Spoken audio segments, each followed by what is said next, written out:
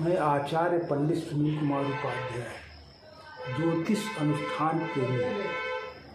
आज हम लोग चंद्रमा जैसे ग्रह के विषय में समझने का प्रयास करते हैं कि चंद्रमा मनुष्य के जीवन में कितना आवश्यक उसकी ऊर्जाएं हैं, जो कि चंद्रमा एक ऐसा ग्रह है, औषधि का कारक है, धन का कारक है, मन का कारक है और स्वास्थ्य को भी और निद्रा का भी कारक है। और देखिए, मनुष्य के जन्म लेने से पहले और मृत्यु के बाद तक का भी चंद्रमा देखता है। उसकी ऊर्जाएं हम लोगों के लिए बहुत आवश्यक है। यह स्त्री ग्रह, वैश्य वर्ण, रानी माता, सतोगुणी, सौम्य, सतोगुणी, गौर वर्ण, सौम्य, सुंदर नेत्र, घुंघराले बाल, समदृष्टि, गोल आकार, मध्यावस्था, कोमल, मधुर वाणी, चंचल प्रकृति, वायव्य दिशा, चर, जीव संज्ञक, जल तत्व,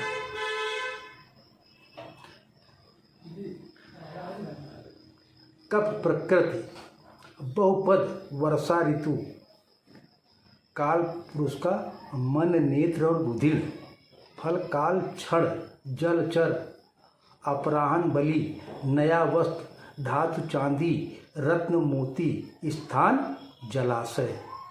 चंद्रमा की स्वराशि कर्क है, उच्च राशि वृक है, नीच राशि वृश्चिक है। अब देखिए, जैसे वर्षा ऋतु में अगर चंद्रमा की स्थितियां अच्छी हो, ऊर्जाएं अच्छी हो, तो वर्षा अच्छी होती है, जिससे प्रकृति, पर्यावरण एक अच्छी स्थिति में रहता है। चंद्रमा से अपने से सप्तम भाव को पूर्ण दृष्टि से देखता है और चंद्रमा के सूर्य बुध मित्र हैं,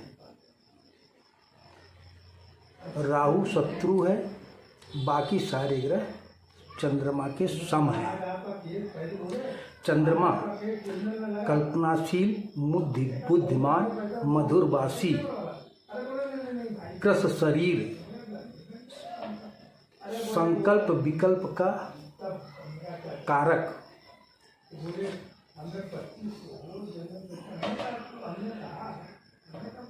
पितर औषधि और पितर औषधि, गर्भधारण, छाती, स्तन औषधि। चंद्रमा से ही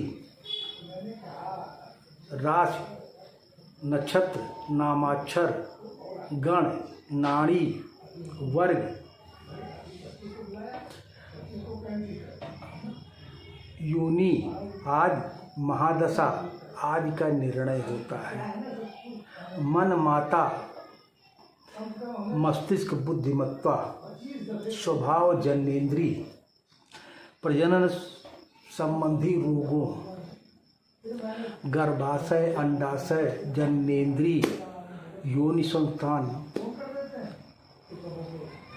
और चंद्रमा की स्थिति अगर स्त्री के कुंडली में ठीक नहीं है, तो गर्भधारण में या गर्भाशय की प्रॉब्लम होती है, समस्या आती है। ये सब हम लोग कुंडली से अपने जान सकते हैं। अगर आप अपनी कुंडली दिखाना चाहते हैं या कोई उपचार चाहते हैं, ग्रहों का के विषय में जानना चाहते, तो हमारे नंबर पर आप संपर्क करिए। हालांकि हम ग्रहों के मंत्र जाप, कवच पाठ और स्तोत्र पाठ आदि से ग्रहों की ऊर्जाओं को ठीक करने का प्रयास करते हैं। अब देखिए, चंद्रमा पितरों का कारक होता है। नया वस्त्र धारण, ढाक, पलाश, बांस, पिंडदान। और चंद्रमा देखिए 15 दिन कृष्ण पक्ष के होते तो पितरों के कार्य के लिए, और शुक्ल पक्ष होता है तो पृथ्वी लोक के कार्य के लिए शुभ माना जाता है। मतलब कृष्ण पक्ष चंद्रमा एक राशि पे 2.25 दिन रहता है। चंद्रमा पृथ्वी से सबसे नजदीक ग्रह है। 2,37,840 मील की दूरी पर बताया गया है। और इसकी गति देखिए, ये मतलब 27 और 28 दिन में पूरे उस 12 राशियों का भ्रमण कर लेता है।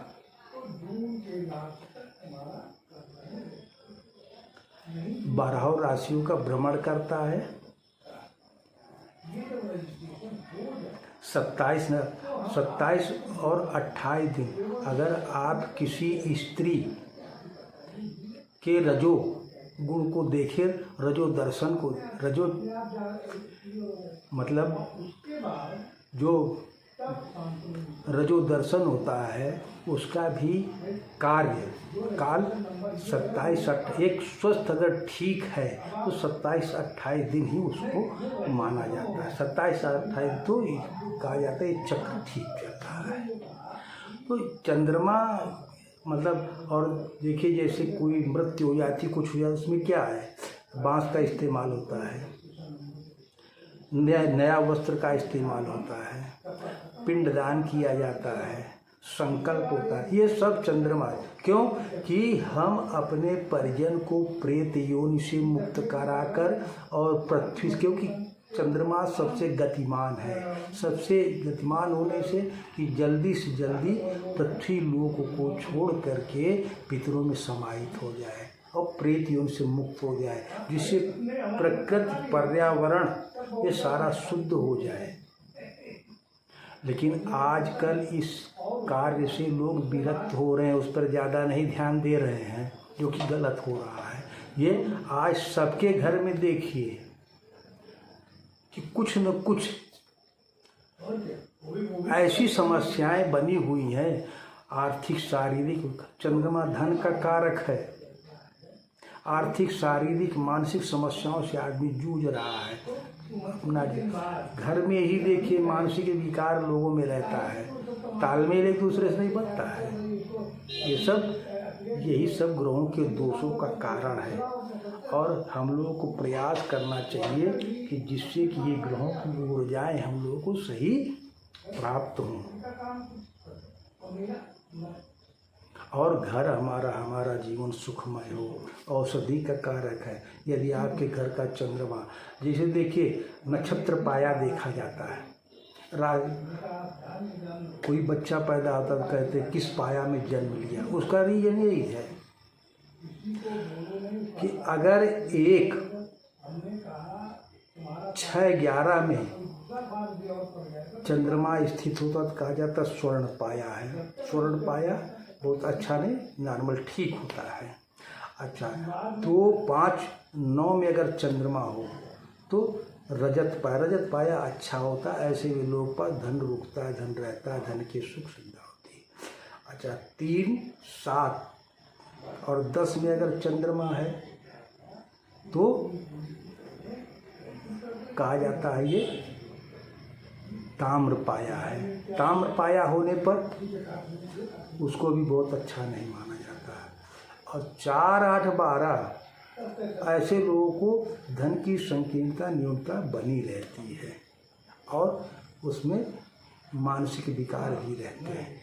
इसीलिए दक्षिण भारत के लोग पाया पे ज़्यादा ध्यान देते हैं। और ये सब अगर हमको जानकारी हो जाती है तो हम लोगों को चंद्रमा की ऊर्जाएं कैसे सही हो इसका प्रयास करना चाहिए। और अगर घर की चंद्रमा की ऊर्जाएं अच्छी हैं तो आपको संपन्नता, निरोगता और मानसिक उत्साह जिससे कि आपको मानसिक विकार नहीं होता है और आदमी प्रसन्न रहता है। निद्रा अच्छी आती है, निद्रा का कारक चंद्रमा है।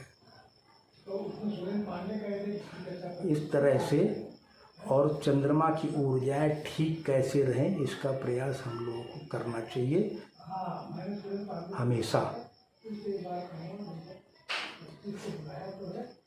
कहा जाता है चंद्रमा माता का कारक है, बुद्धि का कारक है, राजा की प्रसन्नता, मन माता, बुद्धिमत्ता, स्वभाव, जन्नेन्द्रिय, मतलब तमाम चीज़ों का कारक है।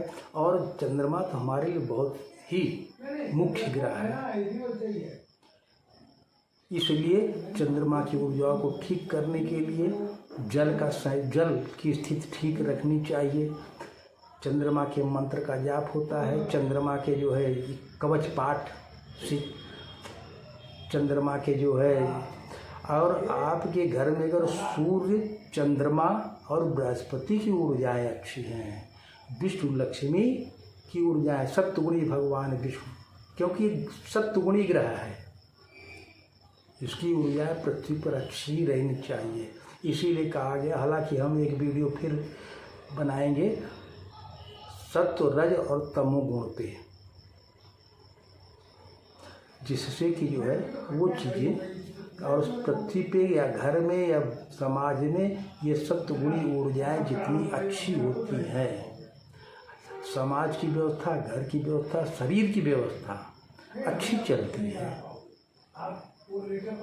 हमें लगता है कि आपको हमारा वीडियो अच्छा लगा होगा, तो आप हमारे चैनल को सब्सक्राइब कीजिए, लाइक कीजिए, शेयर कीजिए, जिससे हमारा भी मनोबल, उत्साह, और कमेंट बॉक्स में अगर कोई ख़राब है, कुछ है, तो आप हमको सलाह दीजिए, जिससे कि हम उसको सुधार करेंगे। धन्यवाद।